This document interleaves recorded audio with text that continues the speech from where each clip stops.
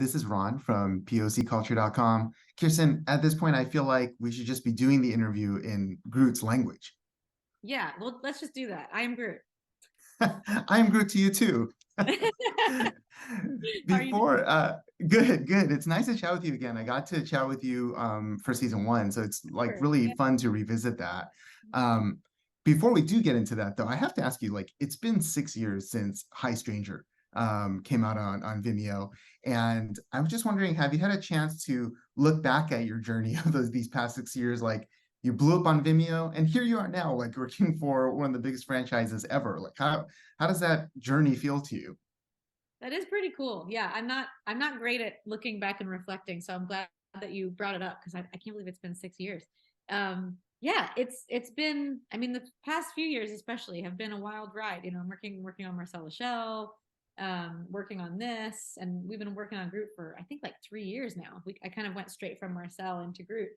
But yeah, so I think because I went straight in, I didn't get time to really stop and think about it. But uh, yeah, I don't know. It's pretty wild. It's pretty interesting. At the same time, I do feel like there's sort of a through line, like there does feel like there's something related weirdly between all of these characters. Maybe because I gravitate toward these projects and it's just the type of things that I like.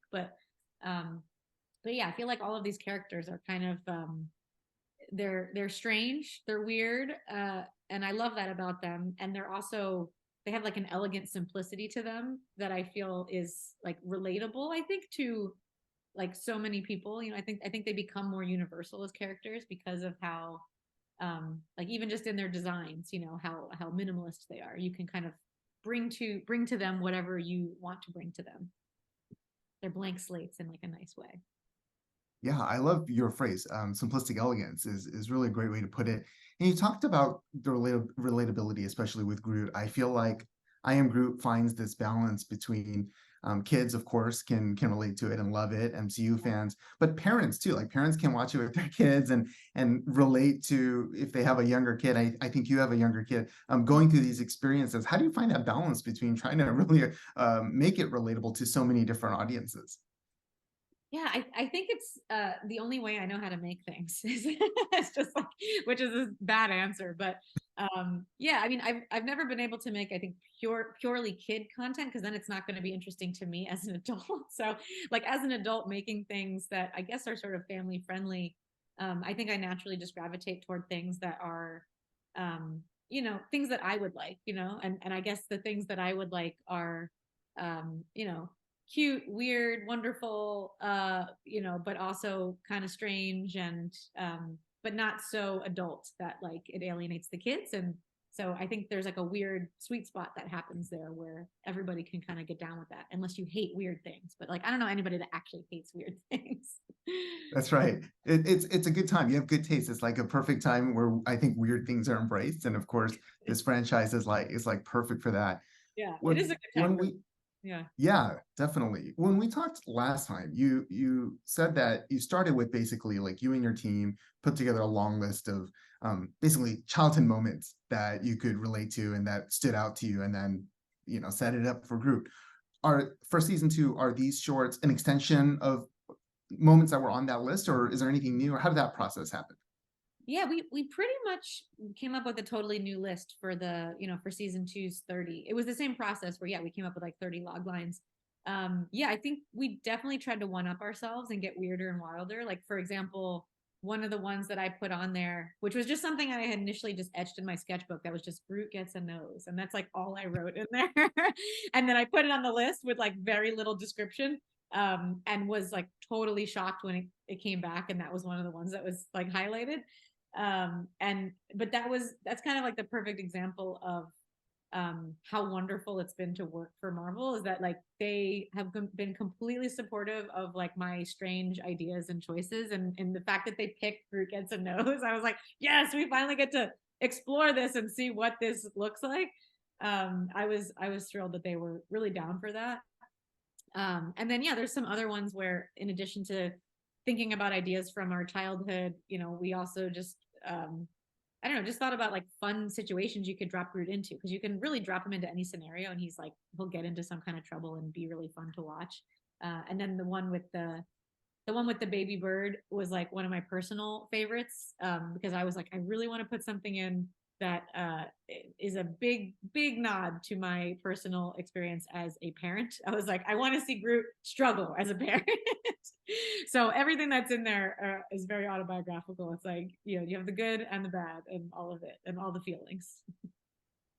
Absolutely, that mama bird at the end of that short just screams your creative touch. I've seen some of your other shorts, and it's so you. I love that. You talked about the weirdness of the nose episode. So Groot can't smell apparently, and he sticks on this nose. Like, I feel like there are these wonderful, unexpected comedic moments, like the end of that, what he does with the nose and the mop, as well as like there's that claw machine episode where he just bursts through the glass. Yeah. Like, is it very intentional to try to find these like off the wall moments where it's really unexpected and that's what makes it funny? Yeah, I mean, I think that's just writing comedy in general. You're always like, audiences are getting smarter and smarter, and they know what to expect, and so it becomes even more challenging. I think as time goes on as a writer, like you're forced to just get even more creative, and so that's one of those instances where you're just always looking to subvert expectations at every corner because that's what's going to create the best comedy. Yeah, I really love that, especially about this season. Now, the timing is great for this, right? Guardians 3 came out earlier this year. I know last time you talked about working with James Gunn and kind of picking his brain. Um, what was the timeline for this? Like, did you start season two, immediately after season one? And did you get to pick James Gunn's brain a little more, knowing kind of how Groot's journey continues to evolve? Like, how did that impact your creative process at all? Yeah, I mean, we rolled right into season two. I think we were still finishing up season one, actually, like finaling, shots as we were starting to get in, or writing parts of like those log lines of season two. There was some overlap. I forget exactly where.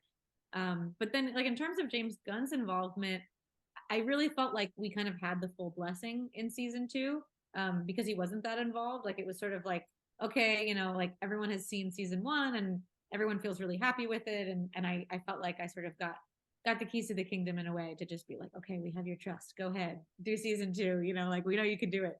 So yeah, it just felt really, really good and supported moving forward in that way. Yeah, that's awesome. I mean, at this point, you've lived with Groot for a good number of hours of your life, and so it's great that you felt that. And I was actually going to ask you about that. I feel like in for season one, whenever you start something, there's some uncertainty about the direction. For season two, I think I've heard you say in general about creatively, like you always feel as an artist, I'm going to make it better next time. Mm-hmm. So what was your approach that differed at all with this season that you wanted to really make sure to bigger and better if you could? Yeah, I think it was just a very natural progression. I think because we were so in the groove after season one, like we were a very, all the gears were firing, all the cylinders were firing, and everything was like going really smoothly, and that machine was really well oiled. So we were able to just like hit the ground running with season two, and I mean we were even faster, definitely. I think because of that. But also we were able to just kind of go bigger and better. And I think because we had that trust after season one, it was like they let us get a little wilder, in season two with the concepts because they knew that we improved ourselves with season one. So yeah, it felt very natural. It felt very good. Yeah, it was a lot of fun. I also love the cameos. Season one had some great cameos with the team, and this one I won't spoil, but has a really great cameo that I really enjoyed. Um, Again, no spoilers, but are there any other characters in the MCU that you haven't gotten a chance to work with that you would love someday to be able to in future seasons or other projects, get your hands on creatively? Interesting. Yeah, I mean, there were a few moments where throughout both of these seasons where we thought about maybe putting some other guardians in there. Like we really considered a lot of different possibilities, and we're very happy with kind of where we landed on our special episode that I won't talk too much about. Yeah, it feels like we've had room for I think one big special guest per season. Um, I mean, it would be cool. Yeah, it'd be cool to get all the Guardians in there. Although, season three feels like it wrapped that up nicely. So maybe now it's just yeah, time to enjoy a little baby Groot nuggets when everyone's sad and misses the Guardians. They can come back and watch our shorts. Agreed. I think that's the perfect place for it. Well, Kirsten, congratulations. Enjoy season 2. Hopefully we get future seasons, and I am Groot to you. Yes, I am Groot. We are Groot.